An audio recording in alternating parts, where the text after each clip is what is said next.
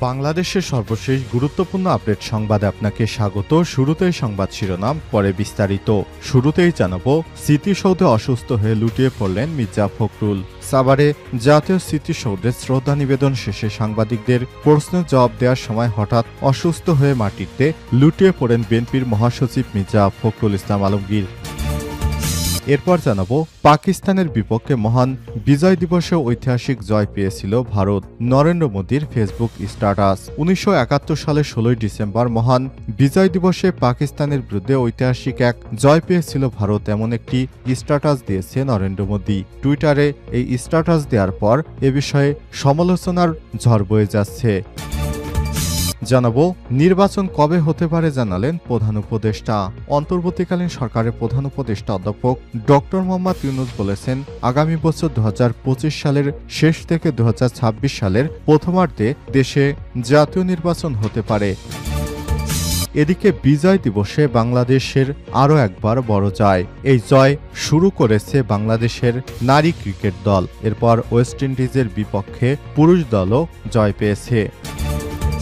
জানাবো, সাজসজ্জাহীন বিজয় দিবস আয়োজনে পবিব্রবির বরিশাল ক্যাম্পাস শিক্ষার্থীদের ক্ষোভ। মহান বিজয় দিবস 2024 উপলক্ষে গৃহীত কর্মসূচিতে সব সরকারি, বেসরকারি, আধা সরকারি এবং স্বায়ত্তশাসিত প্রতিষ্ঠানে বর্ণিল আলোকসজ্জা শো উদযাপন করা হচ্ছে। এরই পরিপ্রেক্ষিতে পটুয়াখালী বিজ্ঞান ও প্রযুক্তি বিশ্ববিদ্যালয় পবিব্রবি এর মূল ক্যাম্পাসে প্রশাসনিক ভবনসহ গুরুত্বপূর্ণ স্থাপনাগুলোতে আলোকসজ্জা করা হয়েছে। তবে ক্যাম্পাসে সাজসজ্জা হয়নি বলে ক্ষোভ প্রকাশ করেছেন শিক্ষার্থীরা। এবং সর্বশেষ জানাবো, স্বাধীনতা বিক্রি করা আওয়ামী লীগ এখন ভারতে পালিয়েছে বললেন জামাতের আমির। প্রিয় দর্শক, এতক্ষণ শুনছিলেন সংবাদ শিরোনাম, এবারে বিস্তারিত।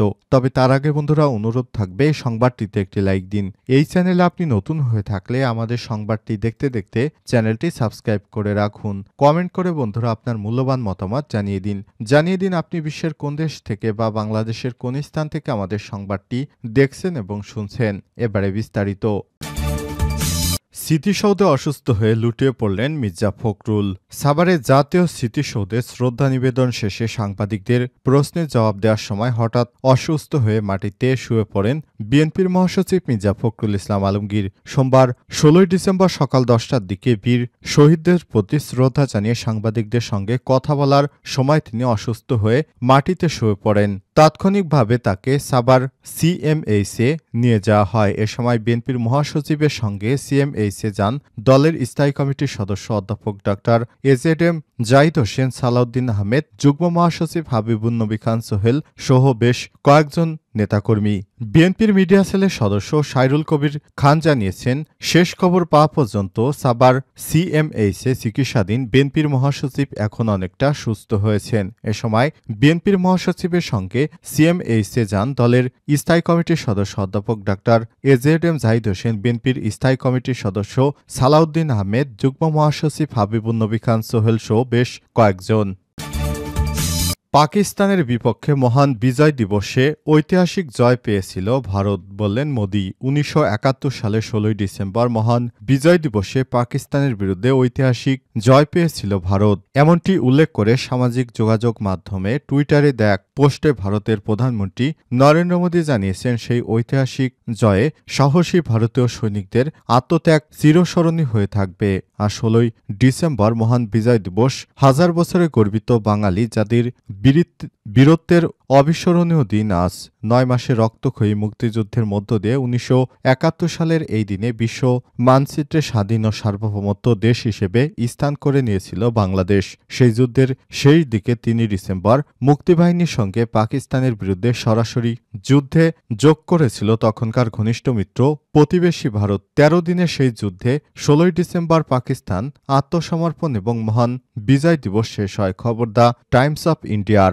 এদিকে ঐতিহাসিক দিবসে ভারতের প্রধানমন্ত্রী নরেন্দ্র মোদী দাবি করেন, 1971 সালের এই বিজয় দিবসে ঐতিহাসিক জয় পেয়েছিল ভারত। ভারতের সেই ঐতিহাসিক জয় সাহসী সৈনিকদের আত্মত্যাগকে সম্মান ও জানিয়েছেন তিনি। টুইটারে এক পোস্টে নরেন্দ্র মোদী জানিয়েছেন, আজ বিজয় দিবস। আমরা ১৯৭১ সালে ভারতের ঐতিহাসিক বিজয় অবদান রাখা সাহসী সৈনিকদের সাহস এবং আত্মত্যাগকে সম্মান জানাই। তাই দাবি তাদের নিঃশর্ত নিবেদন এবং অটল সংকল্প আমাদের জাতিকে রক্ষা করেছে এবং আমাদের গৌরব এনে দিয়েছে। মোদী আরও জানান, এই দিনে আমাদের অসাধারণ বীরত্ব এবং তাদের অদম্য চেতনার প্রতি শ্রদ্ধা জানিয়ে তাদের আত্মত্যাগ চিরকাল প্রজন্মকে অনুপ্রাণিত করবে এবং আমাদের জাতির গৌরবের ইতিহাস গভীরভাবে গেঁথে থাকবে। মোদির এমন স্ট্যাটাসের পরই তীব্র ক্ষোভ জানিয়েছে বৈষম্য বিরোধী ছাত্র আন্দোলনের আহ্বায়ক হাসনাত আব্দুল্লাহ। সামাজিক যোগাযোগ মাধ্যম ফেসবুকে দেয়া পোস্টে তিনি জানিয়েছেন, এটি বাংলাদেশের মুক্তিযুদ্ধ, পাকিস্তানের বিরুদ্ধে বাংলাদেশের স্বাধীনতার জন্য এই যুদ্ধ সংগঠিত হয়েছিল, কিন্তু মোদি দাবি করেছে এটি শুধু ভারতের যুদ্ধ এবং তাদের অর্জন। তাদের বক্তব্য বাংলাদেশের অস্তিত্বই উপেক্ষিত।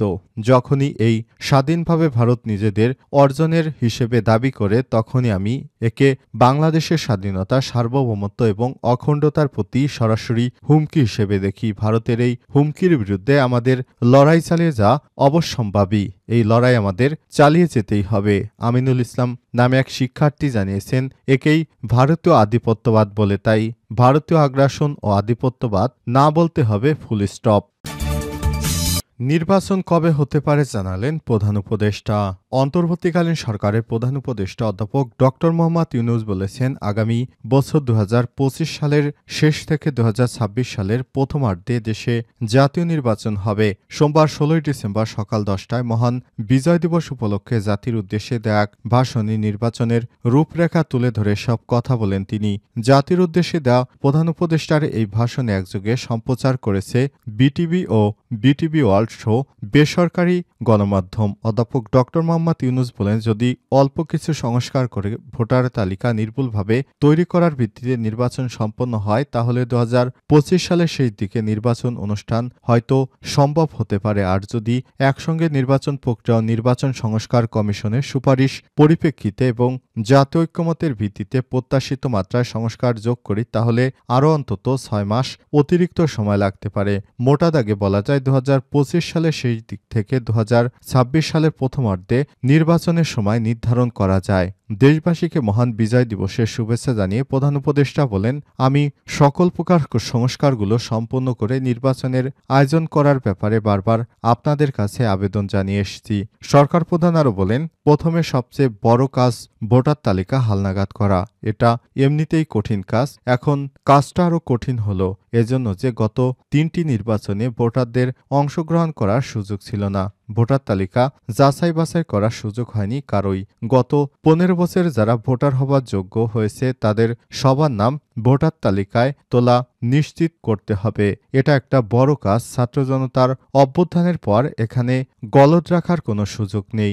দীর্ঘদিন পর এবার বহু তরুণ তরুণী জীবনে প্রথমবারের মতো ভোট দেবে।